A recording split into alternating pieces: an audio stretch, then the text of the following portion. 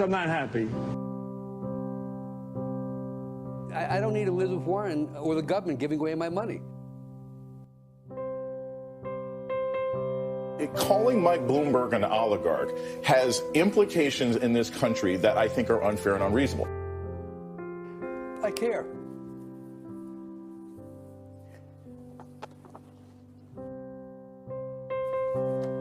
That's it.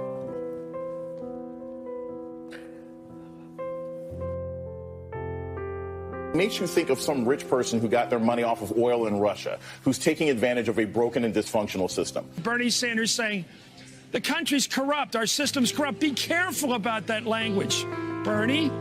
You know, be careful. Oh, well, I'm sorry.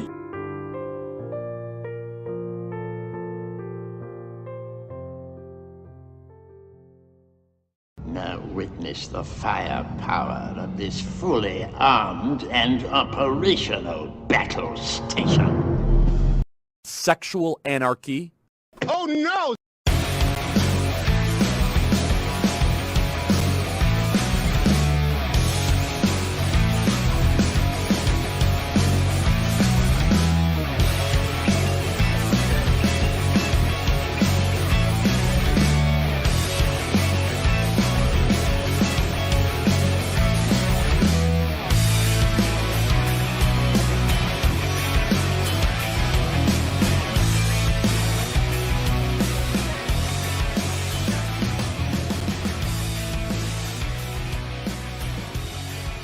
Around the nation, Waldorf Nation. What's up, everybody? Welcome to the show. Oh, wow. Hey, I already have one of my sidebars up. Whoops. Okay, lower third. Sorry. Fun. We're going to start out the day with, of course, some... There's insanity in the control room. Insanity in the control room. Hey. All right, but anyway, it's going to be a fun show today. It's Thursday show. Lots of stories, lots of interesting stuff, including Republicans saying the quiet part out loud. You're not going to be surprised. But an interesting team up. Oh, interesting. Okay. This will be fun. But first, for all the Star Wars fans that are in the audience, may the 4th be with you. Yes, I know. Star Wars Day. I'm a nerd. I enjoy it. I'm a dork. Those of you who are dorks along with me, you're the best kind of people, the greatest people, the best people. So, in fact, lately, probably later today, I might get into playing some Jedi Survivor. So, it's a good game. And no, I did not actually get that for free. Well, that would have been awesome, but no, I do not get things for free. Anyway, I know, sad. Yes, I am a dork. Now witness the firepower of this fully armed and operational battle station. Gotta love it. You gotta love it. Okay. So, is it... I was actually gonna ask how it is. It's really good. If you enjoyed Fallen Order, it takes what made Fallen Order good and then improved it by quite a bit. And so it's really, I'm enjoying it. My gamer friends are also enjoying it quite a bit.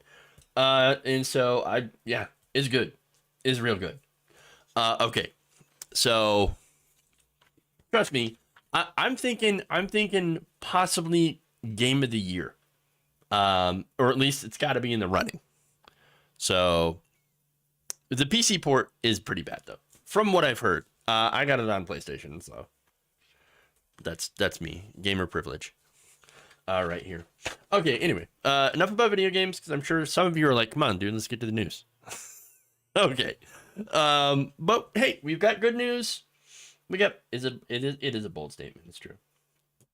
But yeah, got news, good news, bad news, fun news. So let's dive into it.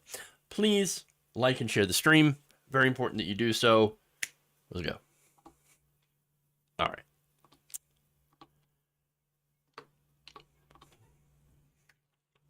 right.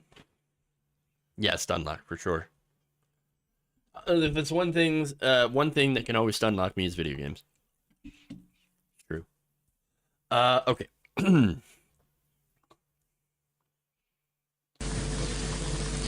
Ladies and gentlemen, we got him.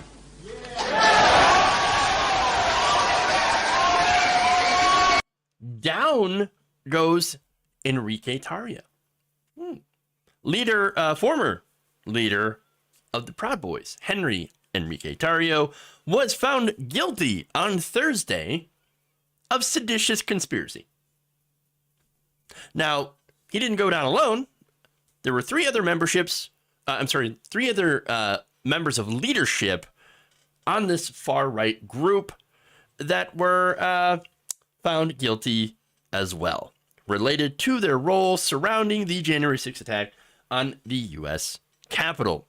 Tarrio himself faced a 10-count indictment, including charges of conspiring to oppose by force the lawful transition of power from Trump to Biden after the 2020 presidential election, conspiring to obstruct Congress's confirmation of the election result, and actually obstructing the joint session of Congress, reported the Washington Post. This is a great day. This is a great decision. It's a great day for the defense of our democratic process. Finally, we're getting some consequences. They effed around and they found out. Now, federal prosecutors successfully argued before the jury that the Proud Boys viewed themselves as President Donald Trump's private army, which is scary, and were encouraged by the president's call to stand back and stand by during a September 2020 presidential debate. Tarrio and his co-defendants faced up to 20 years in prison for each count, each seditious conspiracy and obstruction charge. So, of course, we're going to be going to the sentencing next. The jury found, again, that the government proved their case, that these men wanted to overthrow the U.S. government or hinder it somehow by force. The three others that were also found guilty of seditious conspiracy were Ethan Nordine, Joe Biggs, Zachary Rell. They have all, including Tarrio, have been accused of coming together to essentially start a civil war in the United States and reinstall Donald Trump into power by use of force. So that's, again, seditious conspiracy. F around and find out. Now, he's not the only one. Tarrio's guilty verdict is the third major trial in which January 6 defendants were found guilty of seditious conspiracy. And one of the other ones was Oath Keepers founder Stuart Rhodes back in November of 2022. So basically, right-wingers, can we finally call January 6 what it was? It was an insurrection. I mean, you don't just get found guilty of seditious conspiracy for, being part of a tour group to the Capitol. Nice little friendly visit, little stroll to the nation's capital. I'm just checking out the artwork. Just, hey, look, I got to protect the muffins. From the other people who are just visiting. This little art trip. Oh, I'm in the Capitol. I got lost. I thought this was Starbucks. Look, that's what it was. Okay? It was an insurrection. And it's very, very clear. Now, I'm not saying that everybody there was, guilty of beating police officers. There were a lot of people there that were trespassing and shouldn't have been there. But were led by people like Tarrio. And ultimately were following the orders of Donald Trump. Because Trump spurred this on through his words. And look, some of the people who were involved in the insurrection wanted to call in Donald Trump to defend them. In fact, Biggs, had announced back in February that he believed that Donald Trump would come in and save them, that he would testify. No. I actually feel bad that, I feel sad that people believe that. Believe that Donald Trump would come in and save them. You think Donald Trump would lift a finger to help any of these people? No. And that's the saddest thing, right? That's the saddest thing. You actually have people out there that say, no. You understand? Dear leader will come save me. We will come walk with you. I stood behind him. Donald Trump will stand behind me because he's one of us. No, he's not. Hell no. He's an elitist. Trump's loyalty only goes one way. He never had any loyalty except for himself. And it took them all of this to see it.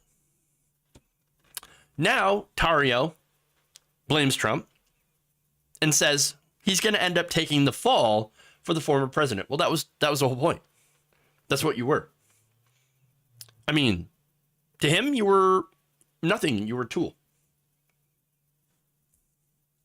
And, hey, if he had succeeded, he still probably would have forgot you.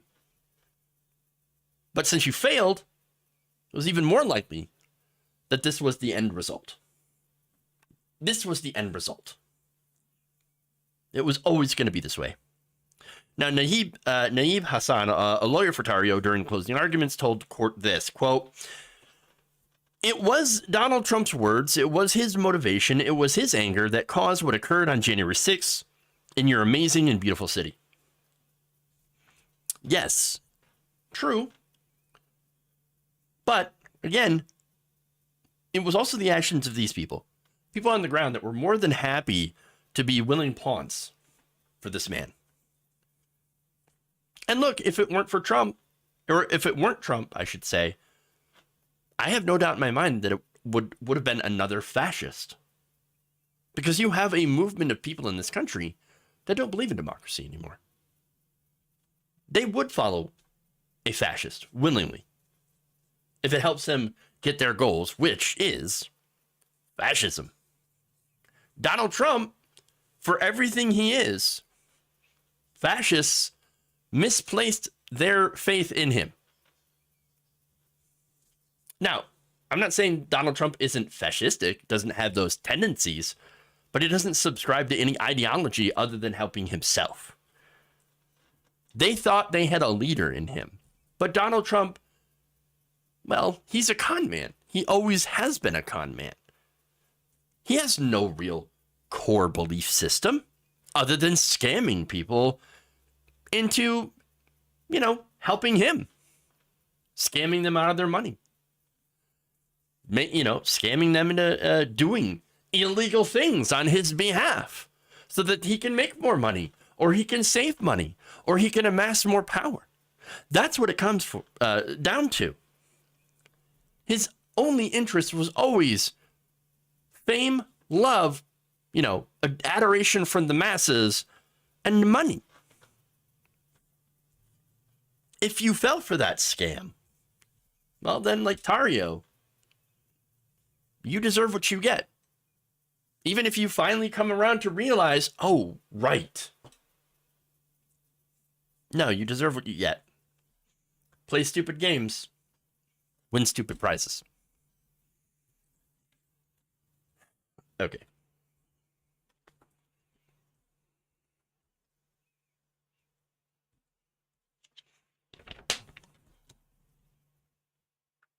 Moving on.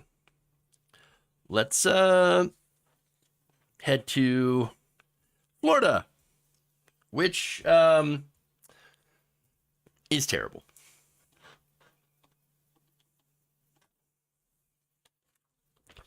Oh boy.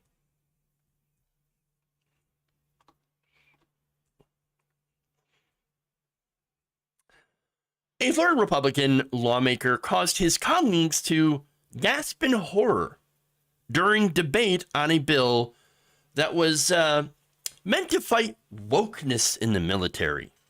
So during this debate, State Representative Jeff Holcomb said the quiet part out loud.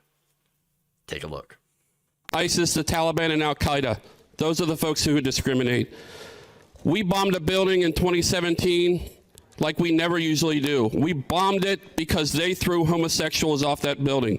Our terrorist enemies hate homosexuals more than we do. They're the ones who discriminate. Our job in the military, our Navy creed, I am committed to excellence and fair treatment of all. That's what we learn in boot camp. That's what we drill into ourselves each and every day while we're in boot camp. Please vote up on this bill.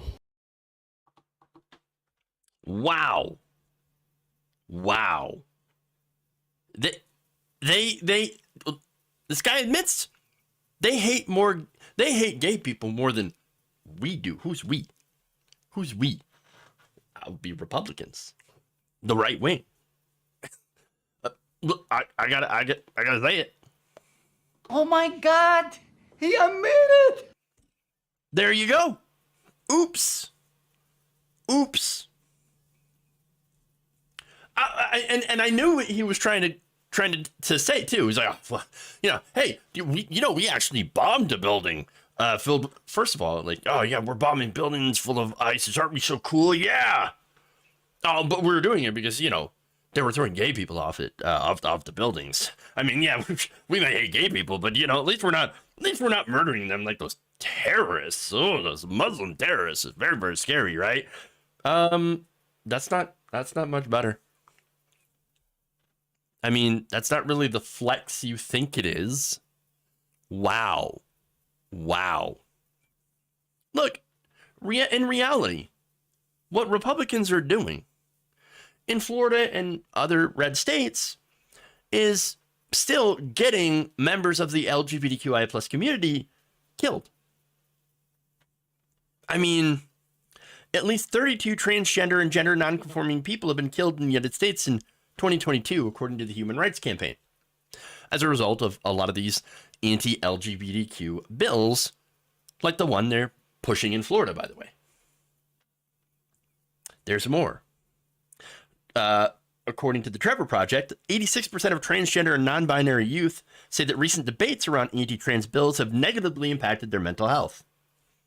Cyberbullying or online harassment has increased.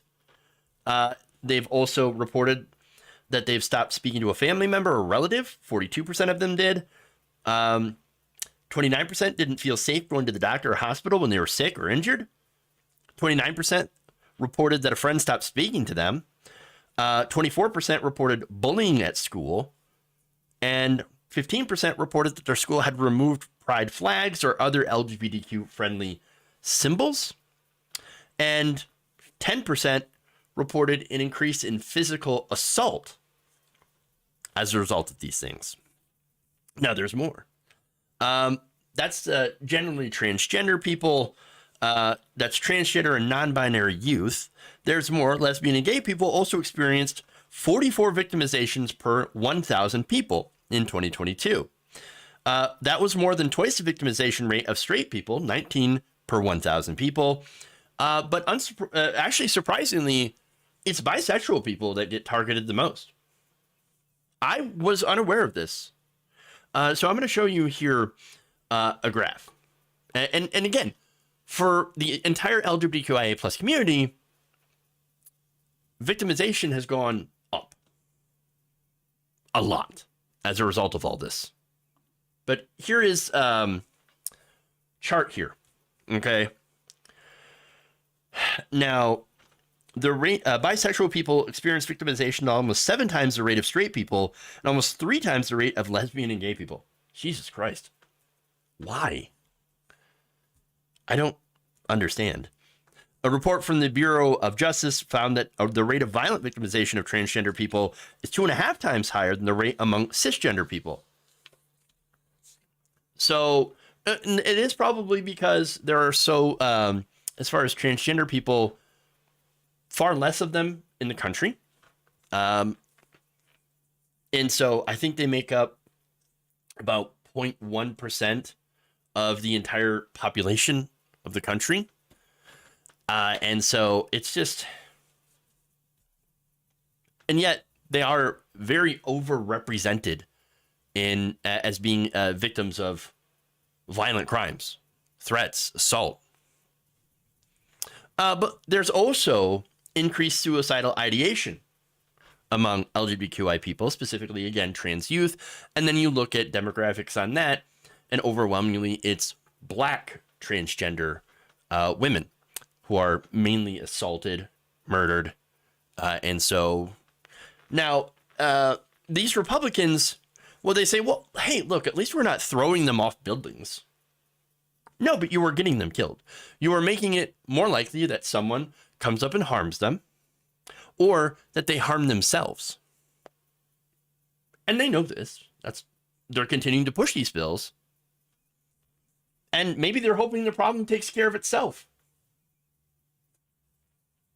Now, the bill Holcomb was talking about, according to LGBTQ Nation's Alex Bollinger, would have had the state of Florida to send copies of text messages to President Joe Biden and other federal officials demanding the military stop engaging in woke social engineering and experimentation practices. What does that even mean? The wokers.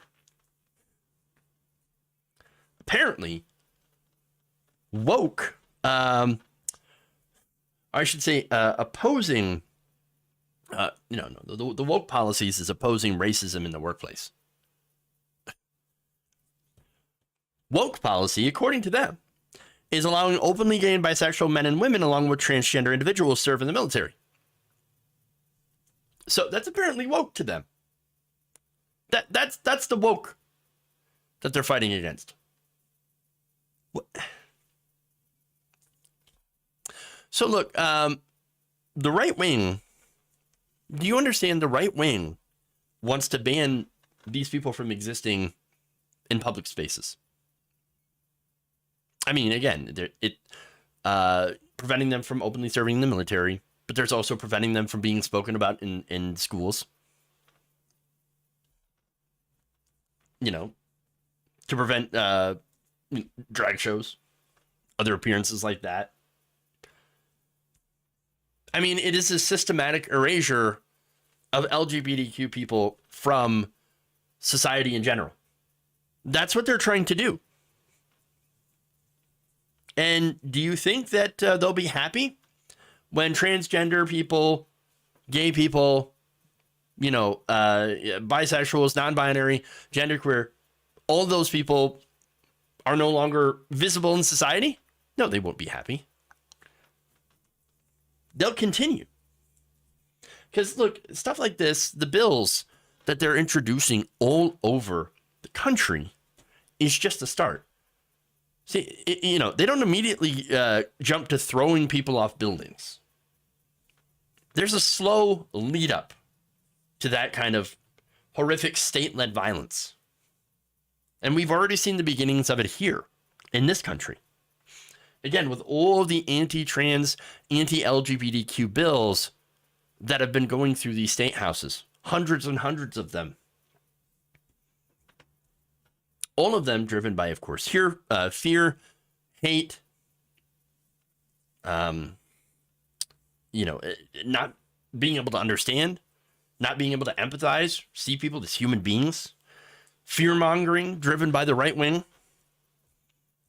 At the end of the day, these bills are there to codify the hatred that they're admitting that they feel towards, in this case, gay people, but also trans people, non-binary, everyone that they don't understand.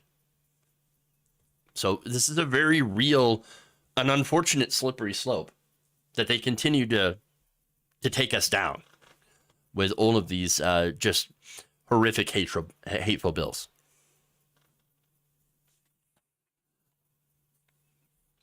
Okay.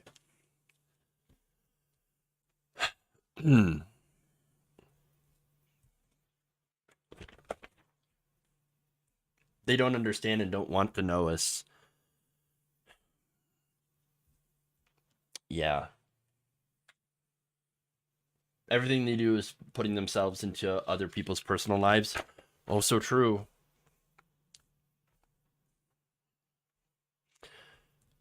Let's move on.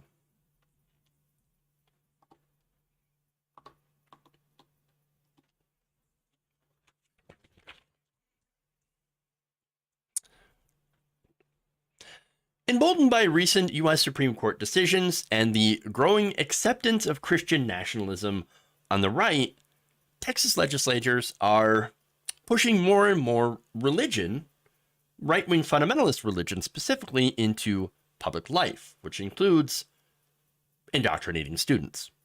Now, according to the Texas Tribune, who did a deep dive on this, the Texas Senate has recently approved some bills that would require the 10 Commandments to be posted in all public school classrooms and allow unlicensed religious chaplains to supplant the roles of school counselors. So instead of everybody knows and remembers having a school counselor, well, now in Texas, public schools, if you need a school counselor and you need advice, it's going to be of the religious variety. It's going to be the go to church, find Jesus, find God. Now, maybe for some people that might be a comfort, but that has no place in public education at all. Now, there are other efforts underway that, if successful, could also eliminate or weaken 2 state constitutional amendments that would prohibit direct state support of religious schools and organizations. Now, this movement in the state of Texas is being led by David Barton. David Barton has been a long-time pseudo, I guess, historian. And he's been someone who's been trying to push faith into the public square and has argued that the separation of church and state is a myth. Oh, I've got ancient texts that will back me up on that. Yeah, nobody cares. You know what we have? We have the Constitution. That said, numerous lawmakers have begun to echo Barton's words in the legislative hearings. In fact, here is former state representative Matt Krause, who had testified in favor, of course, of eliminating that wall between church and state. Quote, "We think there can be a restoration of faith in America, and we think getting 10 commandments on these walls is a great way to do that. We think we can really set a trend for the rest of the country." So putting one specific religion's iconography in schools is a goal they want not just for Texans, but for the entire country. Because, well, I mean, they say it, admit it. We want a restoration of faith in America. Just the kind of faith that we want, not anyone else's. Now, there are other politicians like Lieutenant Governor Dan Patrick who have called the United States a, quote, Christian nation. We've heard that also from people like Lauren Boebert, Marjorie Taylor Greene, many in the right-wing fringe. Patrick also said, just like Boebert, that there is no separation of church and state, claiming that it's not in the Constitution. Quote, "We were a nation founded upon not the words of our founders, but the words of God, because he wrote the Constitution." What? Wait. Literally, it's in the Bill of Rights. The First Amendment to the Bill of Rights in the Constitution is the Establishment Clause. And it says the state shall not establish a religion or prohibit the free exercise thereof. It's pretty clear, but just like the Bible, apparently Lieutenant Governor Dan Patrick, I almost called him Lieutenant Dan for some reason. Apologies. But Patrick didn't read the Bible, obviously.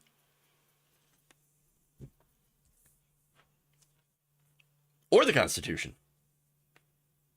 But anyway, Thomas Jefferson, who is not God, by the way, famously referred to the First Amendment as creating a wall of separation between church and state. This is while he was president of the United States. You know, one of the founding fathers might actually know a lot about, you know, the Constitution because he actually helped write it. Yeah. So help craft it. But here's the thing. They know this. They don't care because their entire goal is to supplant the Constitution with their specific interpretations of the Bible. Christian nationalism is a move to change this country into a religious theocracy, a Christian theocracy. And unfortunately, there are a lot of Republicans that are totally fine with this. They agree with this, and they don't believe in democracy anymore. There's a disturbing poll here from Public Religion Research Institute back in February. They found that roughly half of Republicans support having an authoritarian leader to maintain Christian dominance in American society. Christian dominance. Hey, authoritarianism. We're in favor of that now. That's what they're saying. Experts have also found correlations between Christian nationalist beliefs and the opposition to immigration, racial justice, and religious diversity. Because, of course, Christian nationalists also have the backing of people with lots and lots of money, very deep-pocketed donors who have actually helped candidates who espouse Christian nationalist ideology to win on the state board of elections, education, and to win seats on local school boards so that they can affect policy on a more localized level. We see this again in Texas, but we also see this in other states as well. The right wing had won a lot of seats on state on local school boards. And what have they been doing? Well, they have been trying to push religion and back into the classroom. Prayer. And there's a big movement here called the Seven Mountain Mandate. And basically, it cites the 7 different areas of society that the right wing, the religious right, has to take over, has to target in order to take over the entire society for Christianity. One of those mountains is education. And this is what they're doing. Education, and of course, focusing on politics. And they're being helped by politicians like Ted Cruz, Lauren Boebert, Marjorie Greene, but also by institutions like the Supreme Court. In fact, in 2022's Kennedy versus Bremerton School District, the Supreme Court ruled in favor of a Washington State high school football coach who argued that his religious rights were violated because his employer, which is a public school, sought to limit his practice of prayer in the middle of the football field immediately after football games. The district said, look, you can pray, but just pray at a later time because we don't want it to look like we're endorsing your activities. He refused. They then declined to renew his contract, but the Supreme Court ended up getting involved. And the conservative supermajority said that Kennedy's prayers were protected by the First Amendment and rejected the district's contention that allowing the prayers to amounted to an official endorsement of religion. So now, look, I talked about this when it happened. I talked about this case, and I talked about the peer pressure, right? So I try to make the argument, hey, look, again, you can do this on your spare time, but if you're doing it, again, in the middle of the game, well, that's an endorsement, or I should say right at the end of the game, that is an endorsement in front of a lot of people.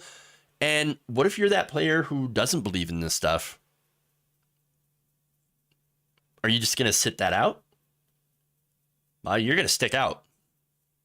Maybe get some condemnation from the community.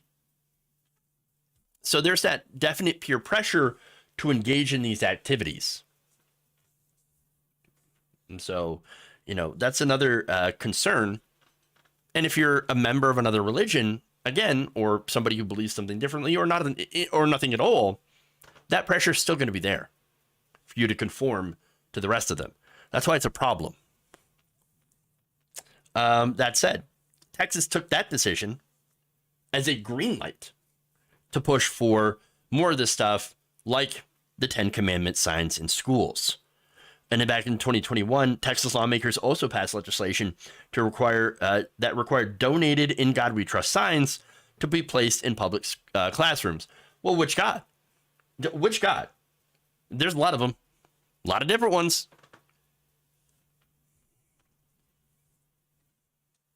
Another problem there. Well, actually, they made it pretty clear which God. Turns out there's kind of a funny irony to this, because a North Texas school district that had welcomed these "In God We Trust" signs rejected ones that said the same thing, but in Arabic, that were donated by a local parent. They allowed the English versions that were provided by Patriot Mobile. That Patriot Mobile, by the way, has funded numerous Christian nationalist campaigns in the state, including, of course, getting people that are anti-LGBTQ onto the school board. So, okay, wait. First of all, the Christian God and the Muslim God, it's the same. They just have different prophets. By the way, Jesus is also considered a prophet in the Quran, just not the main one. They don't understand that.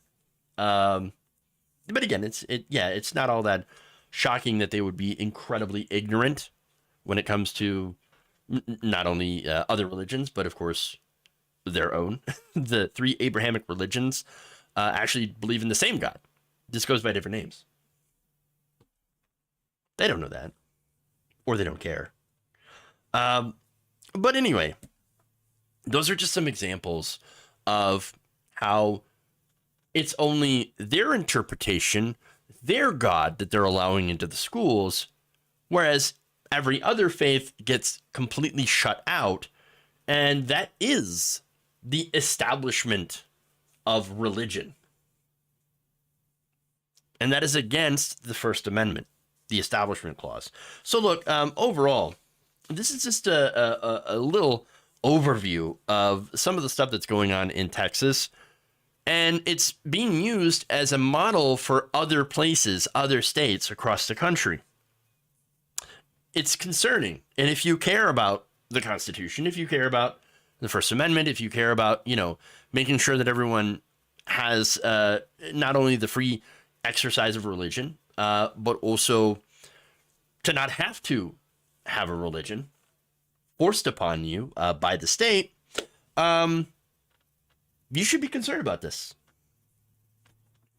If you care about LGBTQ rights, combating racism, it's important to fight against this. Because right now, what Texas is doing is serving as a laboratory, an example to the country, where they're testing out all these different ideas on how to create a theocracy. And if they do manage to get it right, in their words, and figure out a way to take it nationally, they will.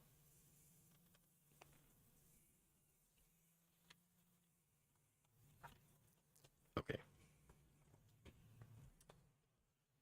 Let's move on to Steven Crowder.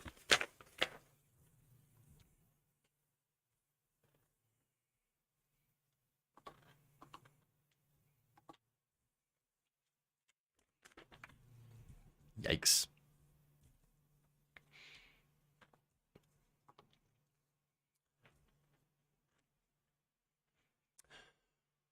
It's been a pretty tough couple of weeks for Steven Crowder. And unfortunately for him, it's about to get worse. Oh, no! Not only has Crowder been shown to have been emotionally abusive towards his ex-wife, but we also know that he is a terrible boss. And not just a terrible boss, but probably one of the worst bosses you could imagine. Now, just days after Steven Crowder's ex-wife's family accused him of mentally and emotionally abusing his ex-wife, and of course releasing a video where he, for 3 minutes, would berate and threaten his ex-wife, Hillary. We find out that Crowder at work wasn't much better. He had been exposing himself to his employees. Now, I realize where this comes from. The New York Post, which is a right-wing rag owned by Rupert Murdoch. Nonetheless, the New York Post coming for Crowder, they're not the only one. Candace Owens has come for Crowder. A lot of people are coming for Crowder. So now, the New York Post ran a story where it spoke to 10 former staffers on Crowder's show. According to the Post, 6 of them confirmed that they had witnessed him exposing his genitals to other staffers, and that it was just kind of a regular thing. Oh, hey, look, it's Steven Crowder's penis again. Oh, geez, here we go. Ah, God damn it. There it is. Tallywhacker.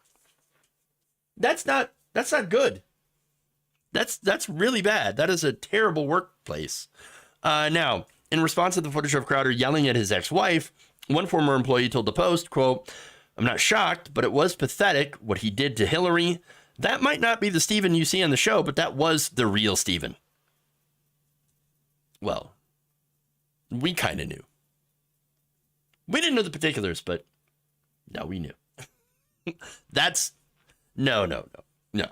Now, according to ex-staffers who also spoke to the Post anonymously out of fear of retaliation or due to signed NDAs, Crowder, in addition to being, of course, an abusive husband, was also an abusive boss who would frequently berate employees, including his own dad, and would subject subordinates to humiliating tasks like doing his laundry.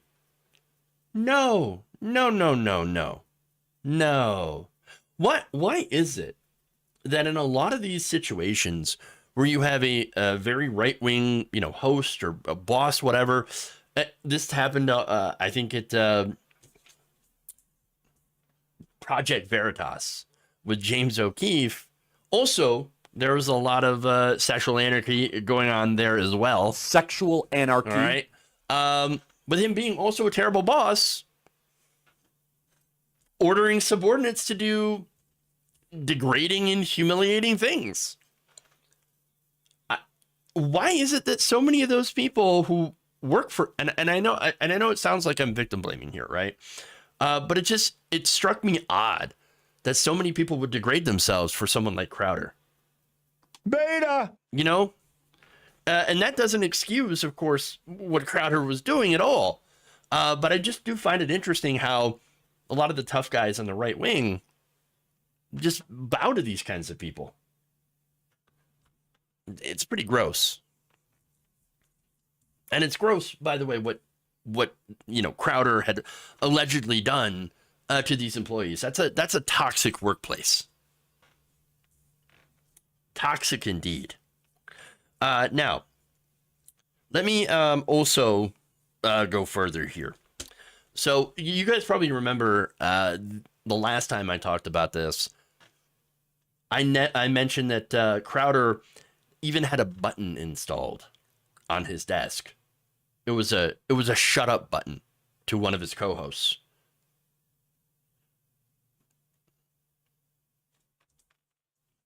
I mean, is it any surprise that he's a terrible, terrible person, terrible boss?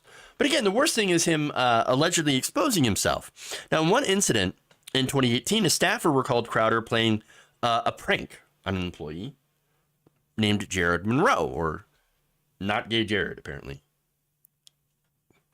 When Monroe was asleep on the plane, Crowder would climb over, drop his junk on top of Jared's shoulder.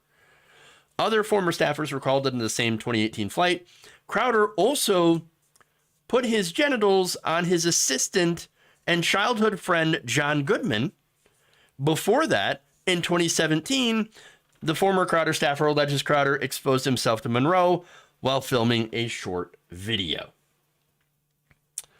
So basically, if you're around Steven Crowder, Testicles. you're going to see a lot of those. from him. Testicles. Lots and lots of them. That does not sound like a good place to work. That does not sound like a healthy place to work. That sounds like a horrible place to work. And it sounds like working for a horrible person. And by the way, that's taking his political beliefs completely out of the equation. If you treat anyone, the way that Steven Crowder treats people, his employees, no, you're a terrible person. And look, you could be someone out there preaching Medicare for all, but if you treat people like this, that work for you, no, that's you're a garbage person. Doesn't matter. Now, he's also garbage for being a liar, and lying about his divorce. Now, you probably remember me showing you the video of Candace Owens and Steven Crowder going at it. So Crowder accused Candace Owens, who, by the way, is also a garbage person, of extorting him and threatening to expose his once secret divorce to the public.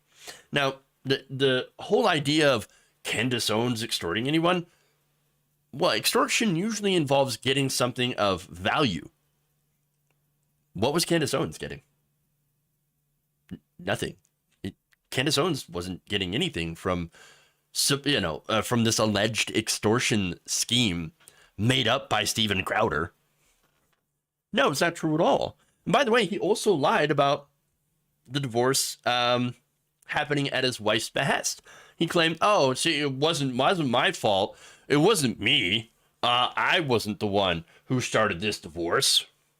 No, it turns out that is, according to his ex-wife's family, who released a statement last Thursday, they accused Crowder of being the one that instigated the divorce, not being present for the birth of their children, moving out of their home, cutting Hillary off financially, and hiring a divorce lawyer. Behind her back, by the way. Hillary's family told journalist Yashar Ali in a statement that the truth is that Hillary spent years hiding Steven's mentally and emotionally abusive behavior from her friends, family, while she attempted to save their marriage. She was the one who was asking to work on their relationship to keep the marriage intact for their unborn children. The family also showed the Ring camera footage of a confrontation between Crowder and Hillary, who was 8 months pregnant at the time. I'm sure you've already seen that video. It's been everywhere for quite some time. Now, the following day, Crowder denied the allegations and claimed that video was manipulated. Really? Again, if you watch the video, it's pretty clear the amount of emotional abuse here that was targeted towards his wife. One of the things that I noted there is she wanted to use the car. Why does somebody that rich only have one car? If you're that wealthy, you couldn't get your wife a car. I mean, that would. I'm not rich. I helped my wife get a car when hers broke down. So why would you be that rich and not allow your significant other to have a vehicle? Well, we know what it's about. It's about control. This is a method of control. And if you listen to the way that, he would refer to her, you need discipline. You need to listen to me. You need to do your wifely duties. You need to give the dog medicine, even though you're 8 months pregnant, and it is not advised to be exposed to that kind of stuff while you're pregnant. All this stuff. You need discipline, though. Why aren't you doing your wifely duties? I don't love you. No, that's clear emotional manipulation. The only thing that's being manipulated was his ex-wife into doing whatever he wanted through this emotional abuse and verbal abuse. So that's who Steven Crowder is. It's not a surprise that we find out who this is because he's shown us very, very openly exactly who he is. A controlling, manipulative, abusive piece of crap.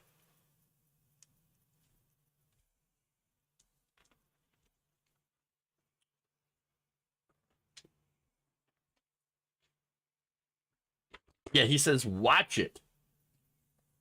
Yeah, you better effing watch it.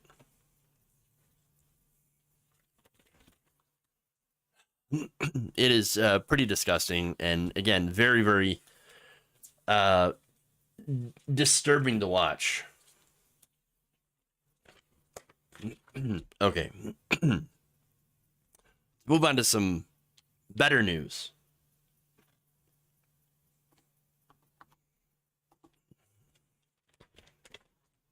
Okay.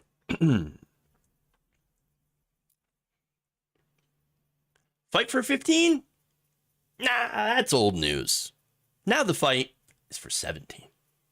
Senator Bernie Sanders recently introduced a bill that makes the minimum wage higher. On Thursday, Sanders introduced a bill to gradually increase the federal minimum wage to $17 an hour. Sanders said the Democrats' previous goal to $15 an hour was not good enough anymore. Now, the minimum wage, he says, has eroded so much that lawmakers should set their sights on higher. Quote, "It is time to pass a new livable wage. As a result of inflation, 15 would be over $17 an hour today." Sanders, who chairs the Senate Committee on Health, Education, Labor, and Pensions, said minimum wage workers continue to fall behind each year as the cost of living increases, and he is correct. Look, according to a recent analysis by the Economic Policy Institute, states where the federal minimum wage prevails, many of them happen to be in the South, 19% of workers are earning less than $15 an hour, which, again, was never enough before. It actually hasn't been enough for a very, very long time. And I would actually go further than Bernie Sanders and have it at least 20 to 25. That's just me. But hey, 17 is the floor. Now, in 30 states that have set a higher minimum wage than the federal rate, that figure drops to 13%. Now, there is no reason that corporations cannot afford to raise wages, especially since corporate profits are up across the board. That's not an accident. CEOs have admitted on camera during shareholder meetings of using inflation as just nothing more than an excuse to increase corporate profits. That's it. So while they're making more, average people don't, and we're all paying more. Now, it's not going to pass. Most of Congress doesn't give a damn about workers, but it's something that people, the labor movement, can rally around. Now, in addition to this, Sanders also rallied for a 32-hour work week. In fact, he also said that moving to a 32-hour work week with no loss of pay is not a radical idea, according to an op-ed in The Guardian. In fact, movement in that direction is already taking place in other developed countries. France, the seventh largest economy in the world, has a 35-hour work week and is considering reducing it to 32. The work week in Norway and Denmark is about 37. He also pointed to a recent 4-day work week pilot program in the UK, where more than 90% of participating companies said the trial was so successful that there are no plans to return to a 5-day work week. Sanders also noted that there is technology available that helped worker productivity, and so points to that and says, look, why are we working 40 hours a week? Why can't we work 32? Look, between 1979 and 2021, according to the EPI, worker productivity rose by nearly 65%, while hourly pay rose only just 17.3%. So 32-hour work rate? Hell yes. Hell yes. Unfortunately, he's one of a very few politicians that support this. Earlier this year, Representative Mark Takano reintroduced his 32-hour Workweek Act, which is, again, legislation that would cut the standard work week by amending the Fair Labor Standards Act. That is a 1938 law that established the 40-hour work week. There's also a couple of others who co-sponsored it, just two, actually, Representative Pramila Jayapal and Representative Jan Schakowsky. no Republicans, and pretty much no other Democrats support this. So, yeah, none of these are going to pass. But again, that's not the point. The point is to put out bills and better ideas in order to give working people a goal. It's a way of doing leadership with the intention of having other people rally around these ideas. Ideas that will, of course, help the working class. Look, labor rights are the only way forward. And so, if there is a common goal to work towards,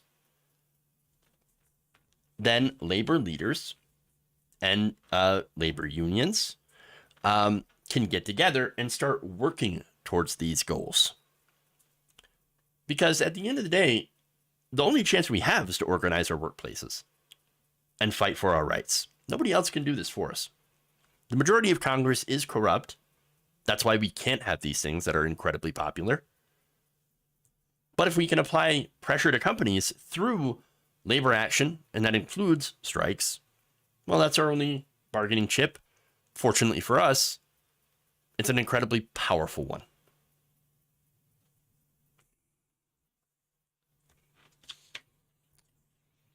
Okay.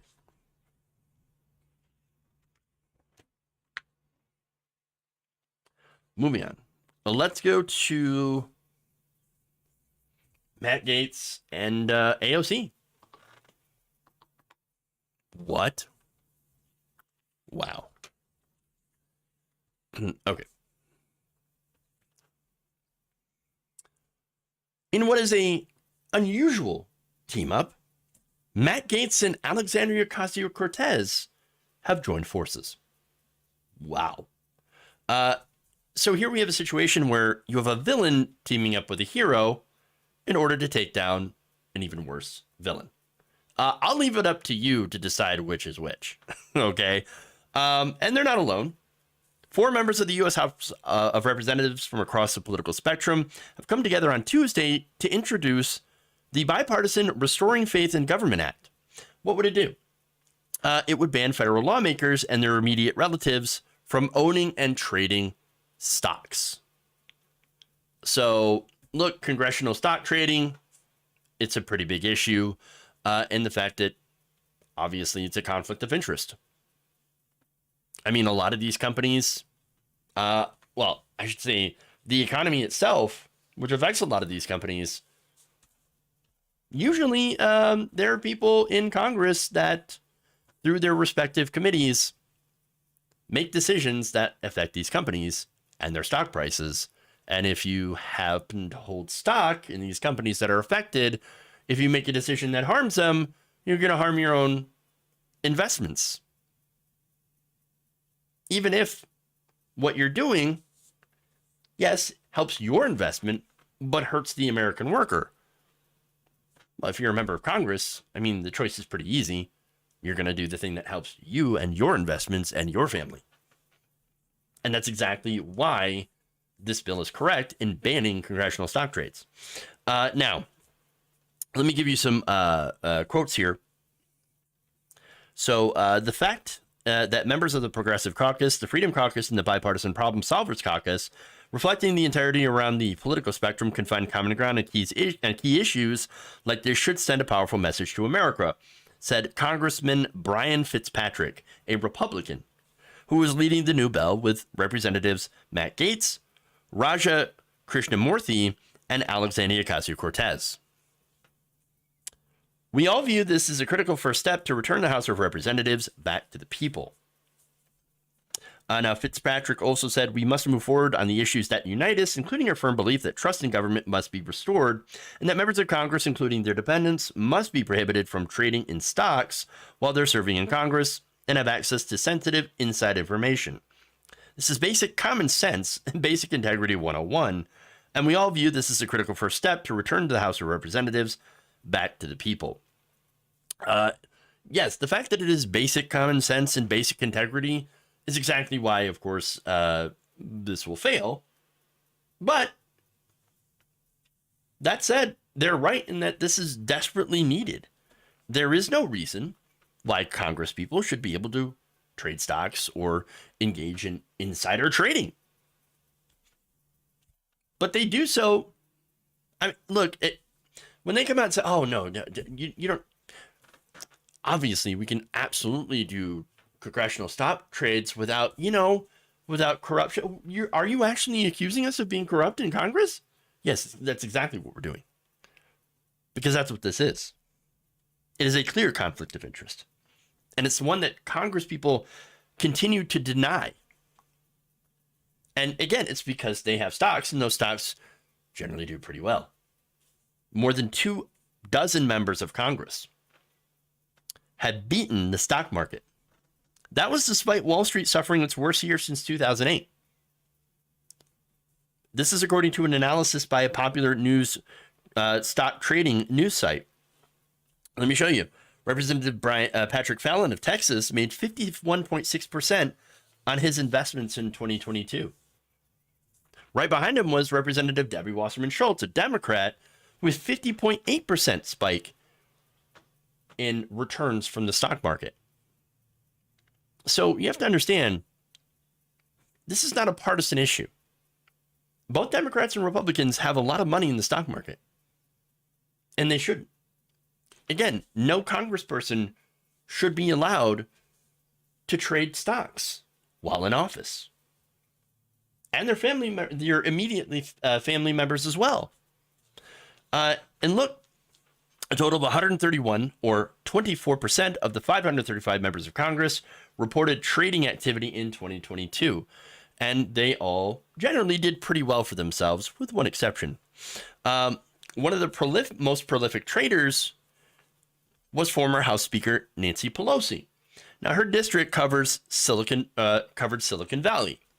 So she generally did very, very, very well when it came to her stock, her portfolio. Until 2022, that is. They actually had a big loss in 2022. But, generally in 2021, for example, and 2020, she had incredibly impressive returns. Now, I said that she took a loss in 2022, and that was because she made big investments in the tech sector, and the tech sector ended up crashing. But normally, she had beaten the stock market for a very long time. There was literally a Pelosi stock tracker. It's so that traders can emulate her trades, her and her husband's trades specifically, because they're usually so successful. Now, what happened in 2022, however, was laid out by Thomas Hayes, founder of Great Hill Capital. He said that while she didn't pass legislation unfavorable to tech companies, she clearly didn't have any influence over the rate hikes that destroyed tech. The headwinds of the Fed made Paul Pelosi a mere mortal like the rest of us. So I point that out because it's not that she voted against something that would help the tech sector or voted in something that would hurt the tech sector. No, this was completely unforeseen, outside of her control. She did everything she could to help the tech sector, and she happened to be invested in the tech sector and would have made out very well had the tech sector not crashed. So I think that's an important point to bring up here. Okay? This is good legislation that prevents that kind of conflict of interest. Now, it's not as strong as previous attempts to try to rein in congressional stock trades, but at least they're continuing to bring this up and finding common ground with, yes, people we generally don't agree with. And I think sometimes that is necessary when it's a good idea. I do not care why Matt Gaetz supports this, as long as it's good legislation that we have their support on. It just makes sense. Now, Ocasio-Cortez says the ability to individually trade stock erodes the public's trust in government. That's very true. She says when members have access to classified information, we should not be trading in the stock market on it. It's really that simple. Now, Gaetz also said, look, generally I don't agree with anything that AOC does or says just about, but says members of Congress are spending their time trading futures instead of securing the future of our fellow Americans. We cannot allow the swamp to prioritize investing in stocks over investing in our country. As long as concerns about insider trading hang over the legislative process, Congress will never again regain the trust of the American people. Our responsibility in Congress is to serve the people, not to hedge bets on the stock market. And again, they're correct. Krishnamurthy also agreed that members of Congress must be focused on their constituents, not in their stock portfolios. This is something that not only, again, is bipartisan, but backed up by the majority of the voters. Everyone can see that this is clear corruption, except, funny enough, the ones who are engaging in it. Again, I know this will not pass, but at the same time, it needs to continue being brought up. It needs to continue and not be forgotten because, at some point, there's going to be enough movement behind this to actually get something like this passed. We just have to continue to ratchet up the pressure on members of Congress and, keep working towards a future where this obvious corruption is no longer allowed to stand.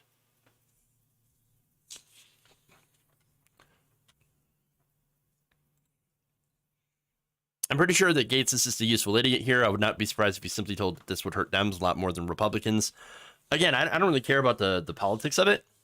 As far as like, oh yeah, you name it the Pelosi, the Pelosi. Yeah, I don't care. It's a good piece of legislation. I just care about results. And I do care about getting corruption out. And that's it.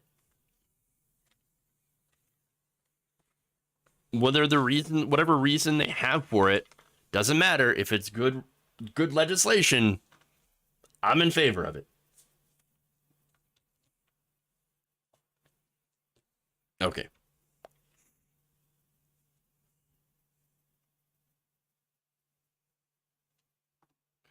So, yeah, that's all I got for y'all. Thank you for going around the nation with me today. Let's see. Read some super chats here. Jonathan Leiter says, "You're worth my cantina money. The force is with you. Carry on. Thank you. Thank you. I'm not worth your McDonald's money." Thank you. I appreciate it. Gabby Mathis, thank you for gifting 2 subs on YouTube or memberships. Let's see. I can't disagree. I'm just saying that Idiot Gaetz is finally being useful. Yeah. Well, hey, useful is good. I take useful than what they normally do, and that's usually harming other people. So let's have less of harming other people and more, fighting actual corruption. All right. Twitch community as well. Let me check on y'all.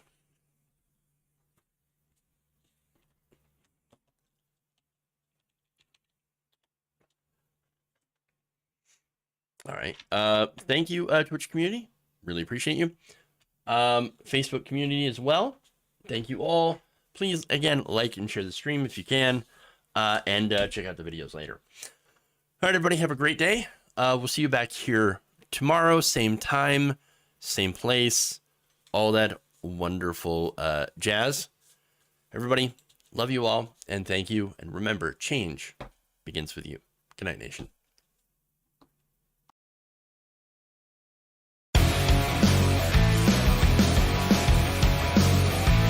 Oh no! There's some whores in this house. Oh no! I like my meat tighter. Tighten up my meat.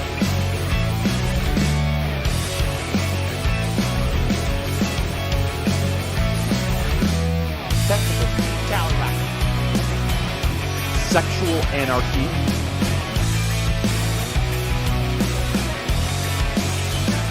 Get in a long queue with a bunch of bees.